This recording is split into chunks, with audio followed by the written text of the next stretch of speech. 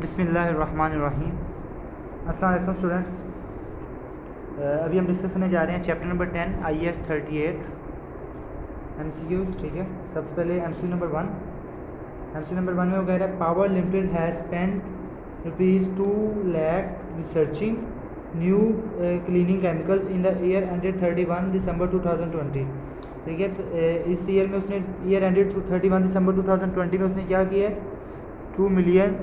2 लाख यानी 200,000 किस पे, रिसर्च पे। ठीक है, ये रिसर्च पे उसने स्पेंड किए हैं।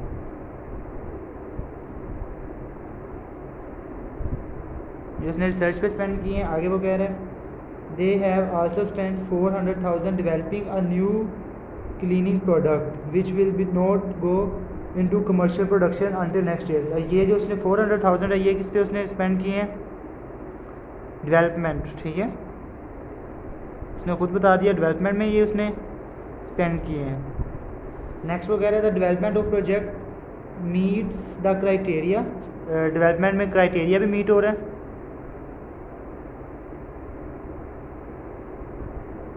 क्राइटेरिया जब मीट हो रहा हो तो फिर डेवलपमेंट कॉस्ट को हम कैपिटलाइज करते हैं। ठीक है, अच्छा आगे वो क्या कह रहे हैं, how should these cost be treated in financial statements of Power Limited for the year ended 31 December 2020।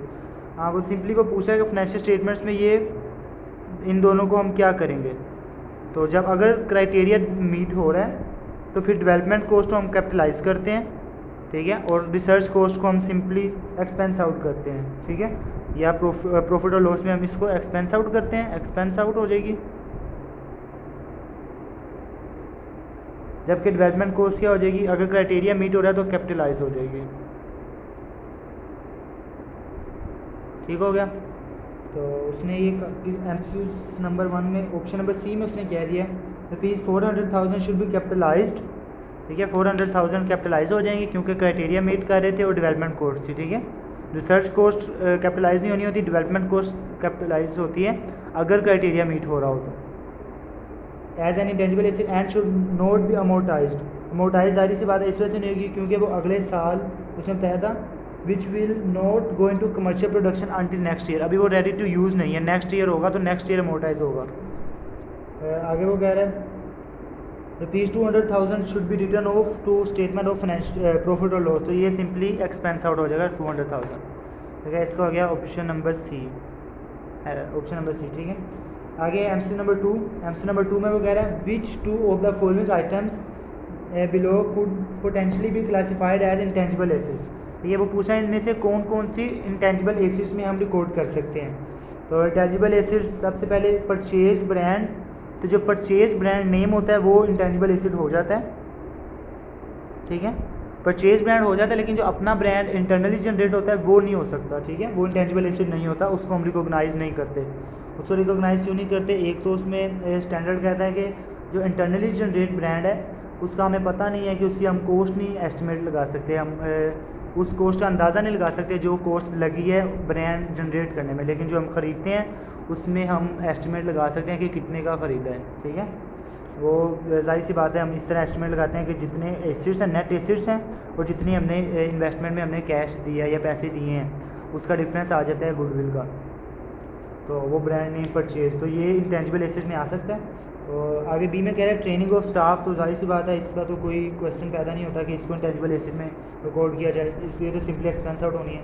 Internally generated brand, ये भी आपको मैंने बताया कि इंटरनली जनरेटेड ब्रांड नहीं होता as an intangible asset recognise, और क्यों नहीं होता ये भी मैंने आपको बता दिया। डी में कह रहा है लाइसेंस एंड क्वेट्स, तो ये होता है। ठीक है, तो ए और डी। MCQ नंबर बी का ऑप्शन A प्लस B। आगे MCQ number 3। Star Limited has provided the following information as at 31 December 2016। ये उसने इन्फॉर्मेशन दे दी है। इन्फॉर्मेशन में वो क्या क्या बता रहा है, प्रोजेक्ट ए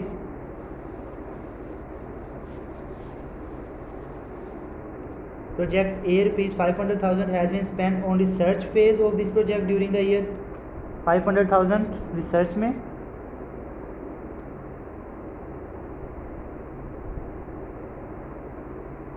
ठीक है, next project B 800,000 has spent on this project in the previous year.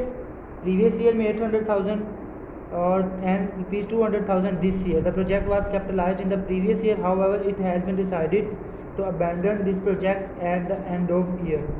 तो वो कह रहा है कि इसमें 800, ये प्रोजेक्ट ए था. अगर नेक्स्ट बी प्रोजेक्ट में वो कह रहा है कि 800,000 पिछले साल कैपिटलाइज स्पेंड हुआ था, ठीक है, 800,000, और 200,000 इस साल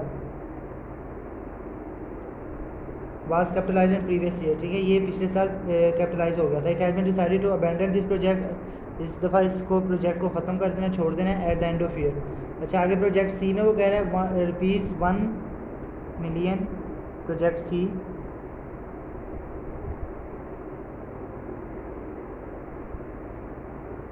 was spent on this project this year.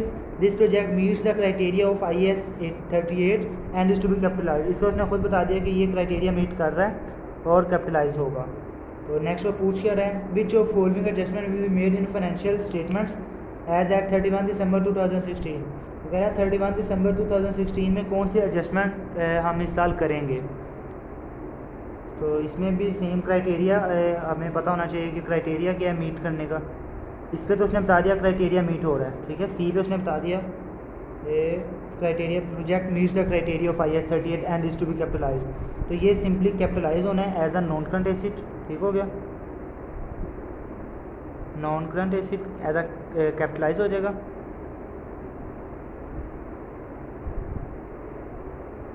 ठीक है. इसके बाद जो ऊपर था ये इस साल क्योंकि अबैंडन कर देना प्रोजेक्ट, तो ये एक्सपेंस आउट हो जाएगा. ठीक है. क्राइटेरिया में ये भी है कि प्रोजेक्ट कंप्लीट करने की कैपेसिटी होनी चाहिए और प्रोजेक्ट कंप्लीट करने का इरादा होना चाहिए.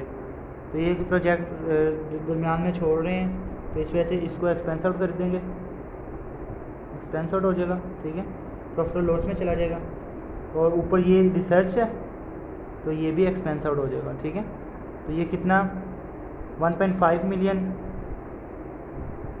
एक्सपेंस आउट हो जाएगा, प्रॉफिट एंड लॉस में चला जाएगा एज एन एक्सपेंस, और 1 मिलियन जो है वो चला जाएगा बैलेंस शीट में as a non current asset, capitalise हो जाएगा सिंपली. ठीक है.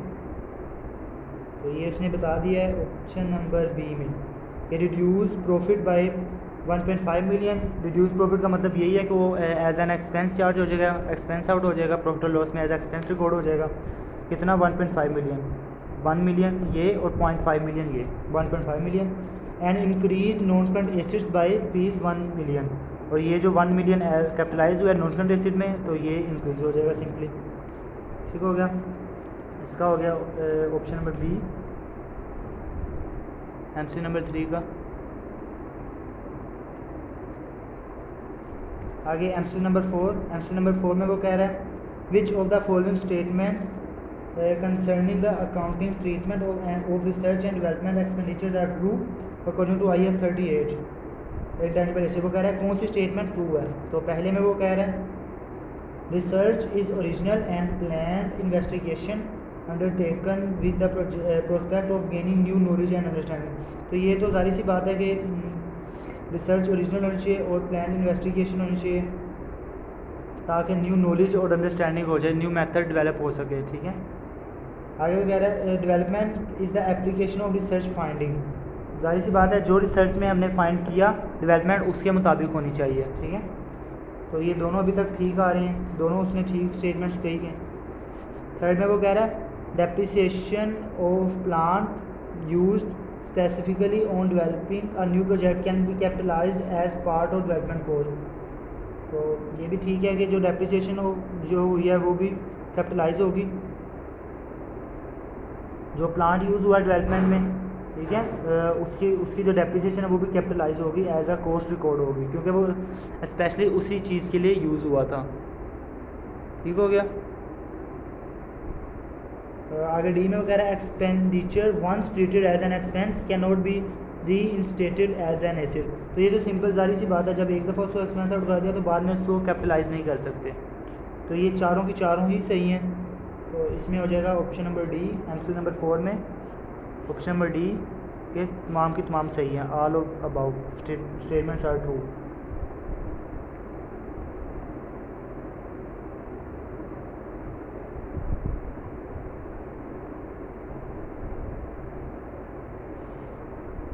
आगे MC number 5. which of following should be included in the company's statement of financial position as an intangible assets under IAS 38 intangible asset. वो कह रहा है कि इनमें से कौन सी स्टेटमेंट ऑफ फाइनेंशियल पोजीशन में as an intangible asset record होनी चाहिए, ठीक है। पहले कह रहा है इंटरनली डेवलप्ड ब्रांड्स, तो इसकी डिस्कशन पहले हो चुकी है कि जो इंटरनली डेवलप्ड ब्रांड है ये गुडविल है, उसको हम इंटेंजिबल एसेट में रिकॉर्ड नहीं कर सकते, नहीं करते।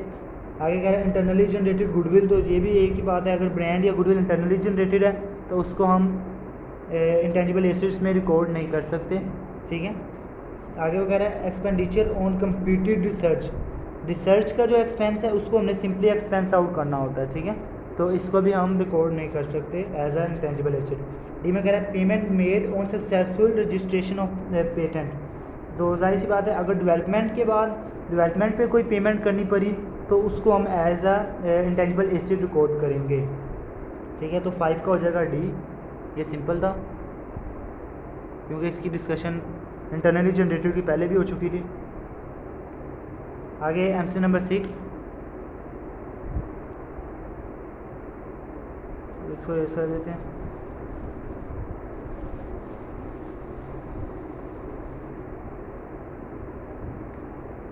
आगे 6 में वो कह रहा है which two of following criteria must be met before development expenditure is capitalised according to IAS 38 intangible asset. वो कह रहा है डेवलपमेंट जो कॉस्ट है उसको कैपिटलाइज करने के लिए कौन सा क्राइटेरिया मीट होना चाहिए। ए में कह रहा था technical feasibility of completing the intangible assets, तो ये है कि टेक्निकल फिजिबिलिटी होनी चाहिए, ठीक है, कि वो इंटेंजिबल एसेट को कंप्लीट किया जा सके। आगे वो कह रहा है फ्यूचर रेवेन्यू इज़ एक्सपेक्टेड, तो ये ज़रूरी नहीं है कि रेवेन्यू ही कमाया जाए, ठीक है, कोई एसेट्स ऐसा भी हो सकता है कि जिससे कॉस्ट सेव की जाए, ठीक है, यानी एफिशिएंट काम हो सके और उससे कॉस्ट सेव हो, ठीक है, रेवेन्यू ना कमाया जाए बल्कि कॉस्ट सेव हो। तो ए तो इसमें स्टेटमेंट करेक्ट है, बी नहीं करेक्ट, ठीक है। सी में कह रहा था intention to complete and use और सेल द इंटेंजिबल एसेट, तो ये ठीक है, इंटेंशन होनी चाहिए कि कंप्लीट किया जाएगा और उसके बाद उसको यूज़ करेंगे या सेव करेंगे।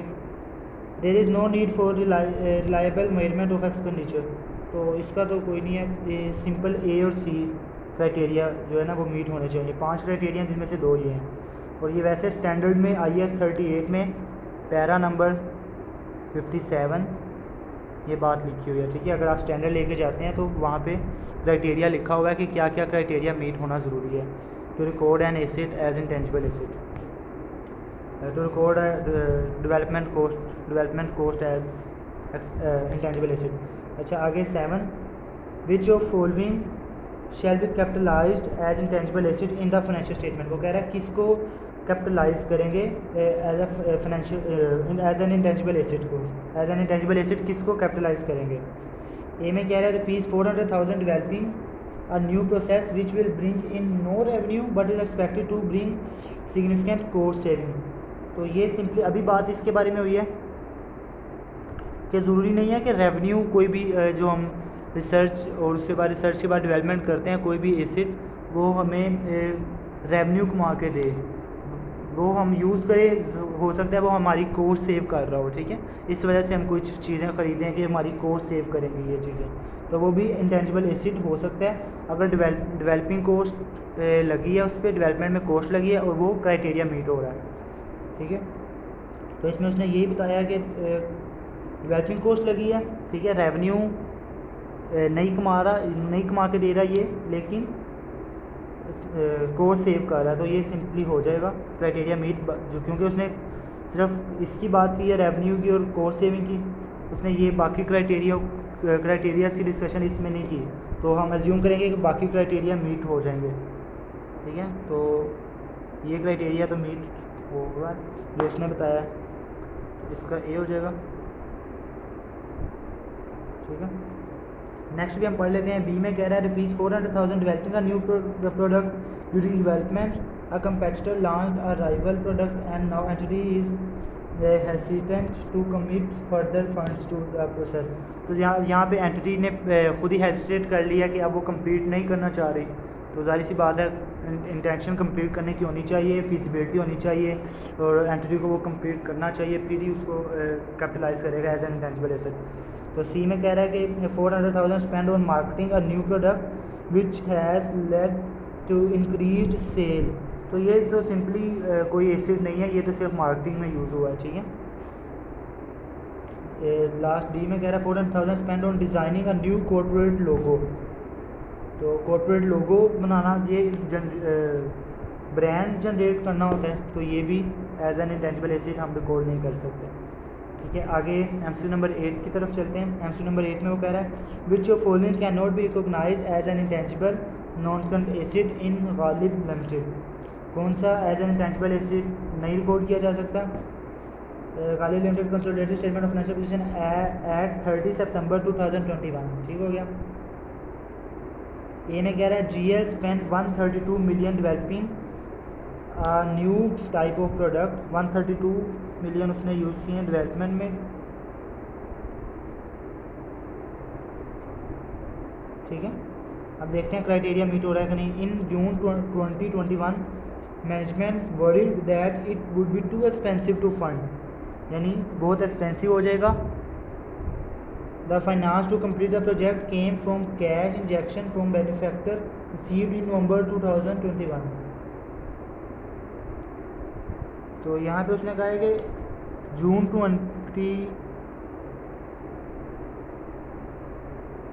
2021 में उसने कहा था कि टू एक्सपेंसिव हो जाएगा, ठीक है। टू एक्सपेंसिव उसके बताने का मतलब ये है कि अब मैनेजमेंट उसको पूरा नहीं कर सकेगी, ठीक है। और ईयर एंड हो रहा है यहाँ पे 30 सितंबर। 30 सितंबर को ईयर एंड हुआ, उसके बाद जो नवंबर में, यानी ईयर एंड के बाद, ठीक है, ईयर एंड के बाद जो भी किसी तरीके से कैश आ गया, ठीक है, कैश आ गया, अब वो प्रोजेक्ट कंप्लीट हो सकता है। लेकिन ईयर एंड पे जाहिर सी बात है, ईयर एंड पे हमने फाइनेंशियल स्टेटमेंट बनानी है। ईयर एंड पे अगर तो ईयर एंड पे वो टू एक्सपेंसिव ना होता, फिजिबल होता मैनेजमेंट के लिए, तो हम उसको as an intangible asset record करते। लेकिन अगर ईयर एंड पे वो फिजिबल नहीं है तो फिर हम उसको रिकॉर्ड नहीं कर सकते एज एन इंटेंजिबल एसिड, ठीक है। तो पहला ही ऑप्शन जो है वो रिकॉग्नाइज नहीं कर सकते हम एज एन इंटेंजिबल एसिड। तो 8 का ए ही हो जाएगा, ठीक है। आगे एमसीक्यू नंबर 9। एमसीक्यू नंबर 9 में क्या है, which of following could be classified as development expenditure in March Limited statement of financial position as at 31 March 2020 according to IAS 38 intangible asset. वो कह रहा है कौन सा क्लासीफाई करेंगे, which of following would be classified as development expenditure, ठीक है। कौन सा डेवलपमेंट एक्सपेंडिचर में क्लासीफाई होगा इन फाइनेंशियल स्टेटमेंट्स में। ए में कह रहा है ₹120,000 spend on developing prototype and testing a new type of propulsion system. The project needs further work on it as system is currently not viable. तो अभी तक करंटली नॉट वायबल है, तो इस वजह से इसको हम सिंपली रिकॉर्ड नहीं कर सकते एज अ डेवलपमेंट एक्सपेंडिचर, ठीक है। तो ये तो सिंपल हो गया, इसको हम रिकॉर्ड नहीं कर सकते। बी में कह रहे the payment of 50,000 to local university engineering faculty to research new. अब ये सिंपली उसने खुद ही बता दिया कि research new environmentally friendly building technique, यहाँ पे रिसर्च के कॉस्ट है ये, तो ये भी जारी सी बात है नहीं हो सकती as an tangible asset record. C में कह रहे हैं ₹35,000 developing a new electric bicycle, this is near completion and the product will be launched soon as this project is first of its kind it's expected to make a loss. तो यहाँ पे भी कोई economic benefit का फ़ायदा नहीं हो रहा, कोई इकोनॉमिक बेनिफिट के चांसेस नहीं है, तो इसको भी हम as an intangible asset record नहीं करेंगे। लास्ट में कह रहे हैं ₹65,000 developing a new type of new packaging for new energy efficient light bulb, the packaging is expected to reduce Mass Limited distribution cost, ठीक है। ये जो पैकेजिंग है ये क्या कर रहे हैं, उसकी कॉस्ट को कम कर रहा है। तो इस तरह के दो एमसीक्यू से पहले आ चुके हैं कि या तो इकोनॉमिक बेनिफिट होना चाहिए और या तो वो कॉस्ट को कम कर रहा हो, ठीक है। Economic benefit simply economic benefit होना चाहिए। बेनिफिट या तो रेवेन्यू कमा के दे सकता है और या तो कॉस्ट को कम करके दे सकता है। तो यहाँ पे उसने बता दिया कि कॉस्ट कम हो रही है तो इकोनॉमिक बेनिफिट, जाहिर सी बात है इकोनॉमिक बेनिफिट ही है, तो इसका हो जाएगा 9th का डी। 10th में वो कह रहा है which two of the following factors are reasons why key staff can not be capitalise as an intangible asset by the entity. वो कह रहा है कि जो की स्टाफ है उनको कैपिटलाइज क्यों नहीं किया जा सकता, सिंपली की स्टाफ को वो कह रहा है कि कैपिटलाइज करना चाहिए, क्यों नहीं हम करते, ठीक है। तो इसमें बेसिक ये होता है कि जाहिर सी बात है कि जो स्टाफ है वो हमें बेनिफिट तो प्रोवाइड करता है, लेकिन वो एंटिटी उनको कंट्रोल नहीं कर रही होती, वो कभी भी कंपनी को छोड़ के जा सकते हैं, ठीक है। और इसके अलावा उनकी वैल्यू को मैयर भी नहीं किया जा सकता। तो ये दो चीज़ें हैं। अच्छा, यहाँ पे वो बता क्या कह रहा है, ए में कह रहा है they do not provide expected future economic benefit. तो ऐसा नहीं है, वो प्रोवाइड करते हैं और एक्सपेक्ट होती है एंटिटी को कि वो हमें बेनिफिट प्रोवाइड करेंगे, ठीक है। बी में कह रहा है they can not be control by entity. तो ये ठीक बात है कि वो एंटिटी से कंट्रोल नहीं किए जा सकते, वो कभी भी छोड़ के जा सकते हैं एंटिटी को। एक तो इसका ए और बी हो जाएगा। सी में कह रहा है they value can not be measured reliably. तो ये भी ठीक है, उनकी वैल्यूज़ को भी रिलायबली मैयर नहीं किया जा सकता कि वो कितना बेनिफिट प्रोवाइड करेंगे एंटिटी को। डी में कह रहा है they are not separable from the business as a whole. तो ये तो ठीक है बात कि वो सेपरेट नहीं किए जा सकते, सेपरेबली उनको हम मैयर नहीं कर सकते, वैसे तो बिजनेस से सेपरेटेबल होते हैं वो, ठीक है। अच्छा, डी में 11 में वो कह रहा है which of the following items should be recognised as intangible assets. कौन सी as an intangible asset recognise होगी? तो पेटेंट फॉर न्यू ड्रग, तो ये तो सिंपली हो जाएगा, ये 11 एक तो पेटेंट हो जाएगा।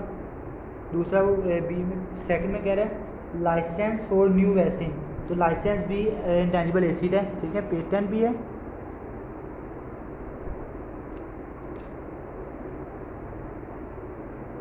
और लाइसेंस भी है। सी में कह रहा है स्पेशलिस्ट ट्रेनिंग कोर्सेज। तो ये ट्रेनिंग कोर्सेज पीछे भी आया था कि ट्रेनिंग का जो होता है उसको हम इंटेंजिबल एसिड में नहीं रिकॉर्ड करते, उसको हम सिंपली एक्सपेंस आउट करते हैं, ठीक है।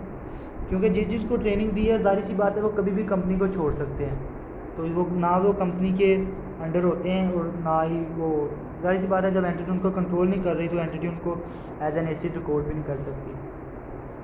अच्छा, आगे 12 में कह रहा है HL has acquired a subsidiary SL in the current year. SL has a brand which has been reliably valued by HL at 500,000. ठीक है, 500,000 का उसने ब्रांड रिलायबली मैयर किया है। And a new customer list which HL has been unable to value. Which of these describes how HL would treat these intangible assets of SL in their consolidated financial statement. तो वो कह रहा है कि इनमें से कौन सी जो स्टेटमेंट है वो डिस्क्राइब कर रही है कि इसको हमने क्या करना है कॉस्ट को, ठीक है, जो ऊपर रिलायबली वैल्यू की है ब्रांड के लिए कॉस्ट, उसको क्या करना है। यानी सिंपली जो ऊपर SL has a brand which have been reliably valued at, ये जो वैल्यू उसने की है ब्रांड, उसको क्या करना है सिंपली। ए में कह रहा है they need to included in goodwill, ठीक है, वो कह रहा है कि इसको गुडविल में इंक्लूड करें।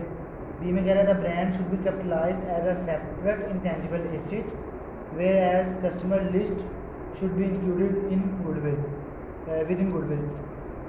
तो ये बात ठीक है कि जो ब्रांड को है वो कैपिटलाइज करना है as a separate intangible asset, क्योंकि IAS 38 के मुताबिक जो परचेज ब्रांड होता है उसको as a separate record intangible asset record कर सकते हैं, ठीक है।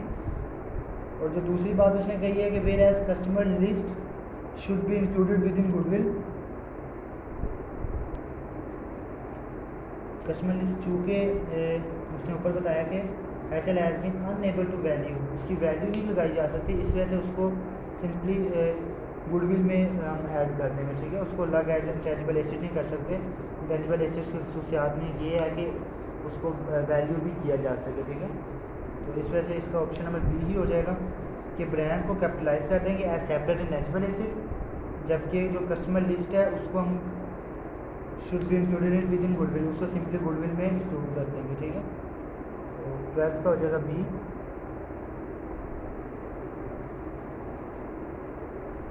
13 में कह रहे हैं IAS 38 gives example of activities that would be regarded as research and therefore not eligible for recognition as an intangible asset वगैरह एक लिस्ट IAS 38 प्रोवाइड कर रहा है कि जिसमें वो बता रहा है कि ये जो चीज़ें हैं वो रिसर्च कोस्ट में ऐड करनी है और इंटेंजिबल एसेट में रिकॉर्ड नहीं करनी है, कैपिटलाइज नहीं करनी है, इन अदर वर्ड्स। तो which of following would be example of research cost. तो इन सब में से रिसर्च कोस्ट कौन सी होगी? ए में कह रहा है the design and construction of chosen alternative products और प्रोसीजर्स। तो यहाँ पे तो वो सिंपली बता रहा है कि कंस्ट्रक्शन हो रही है, ठीक है, एक प्रोडक्ट की। तो ये जाहिर सी बात है, इसको हम रिसर्च में नहीं इसको मतलब एक्सपेंस आउट नहीं करेंगे, कैपिटलाइज करेंगे। बी में कह रहा है the design of pre production prototypes and models. तो ये भी डिज़ाइन इनका हो रहा है, ठीक है, तो ये भी डेवलपमेंट कॉस्ट हो जाएगी। सी में कह रहा है the design of possible new और इम्प्रूव प्रोडक्ट, यानी अब इसका डिज़ाइन बन रहा है किसका, जो पॉसिबल है अभी न्यू बनाना, ठीक है, अभी वो बनी नहीं है लेकिन कोशिश की जा रही है, ठीक है। तो जब कोशिश की जा रही है तो ये रिसर्च में आ जाएगा, डेवलपमेंट में नहीं होगा, ठीक है। ऊपर डेवलपमेंट हो रही थी, जैसे बी में डिज़ाइन था वो प्री प्रोडक्शन थी, जो पहले प्रोडक्शन हो गई हुई है, ठीक है। तो इसका सी हो जाएगा जो कि रिसर्च कॉस्ट में आ जाएगा 13 का सी।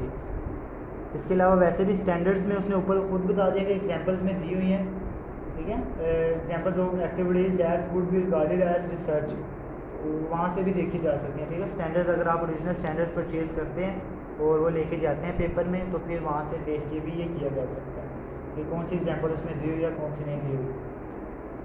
अच्छा, MC 14 में कह रहा है which of following statement relating to intangible asset is true.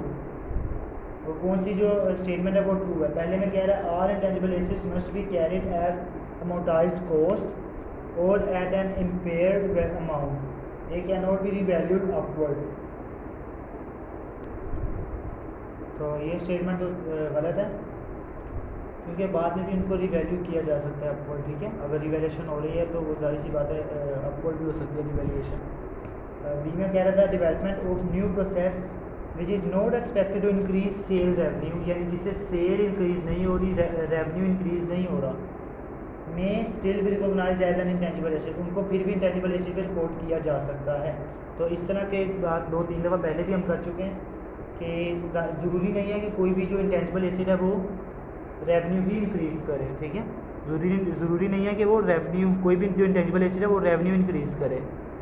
जो क्राइटेरिया मीट करने में है उसमें सिर्फ जो इकोनॉमिक बेनिफिट की बात हो रही है, ठीक है, इकोनॉमिक बेनिफिट। अगर इकोनॉमिक बेनिफिट हो रहा है तो वो इंटेंजिबल एसेट के तौर पे रिकॉर्ड किया जा सकता है। इकोनॉमिक बेनिफिट रेवेन्यू इंक्रीज़ करने में भी है और कॉस्ट को डिक्रीज़ करने में भी है। अगर कॉस्ट डिक्रीज़ हो रही है तो इसका मतलब भी यही है कि इकोनॉमिक बेनिफिट है, ठीक है। तो यही वो बात कर रहा है कि अगर रेवेन्यू इंक्रीज़ ना हो तो फिर भी एज एन इंटेंजिबल एसेट किया जा सकता है रिकॉर्ड, तो हाँ किया जा सकता है। तो इसका 14 का हो जाएगा बी, ठीक है, 14 का बी। आगे 15 पढ़ते हैं। 15 में कह रहा है Highly Limited is developing a new product and expects to be able to capitalise the cost. तो कॉस्ट को कैपिटलाइज करना चाह रहा है, न्यू प्रोडक्ट डेवलप कर रहा है। Which one of following would preclude capitalisation of the cost. पूछ रहा है कि कौन सा जो है ना वो कॉस्ट को, वो इसमें कह रहा है कि कौन से जो चारों स्टेटमेंट्स हैं उसमें से कॉस्ट को कैपिटलाइज करने के अलावा बात है, यानी जो कॉस्ट को कैपिटलाइज जिस चीज़ में कर सकते हैं वो स्टेटमेंट हमने नहीं बतानी। कुछ 3 स्टेटमेंट्स होंगी जिनमें हम कॉस्ट को कैपिटलाइज कर सकते हैं और एक स्टेटमेंट होगी जिसमें हम कॉस्ट को कैपिटलाइज नहीं कर सकते, ठीक है, उसको एक्सपेंस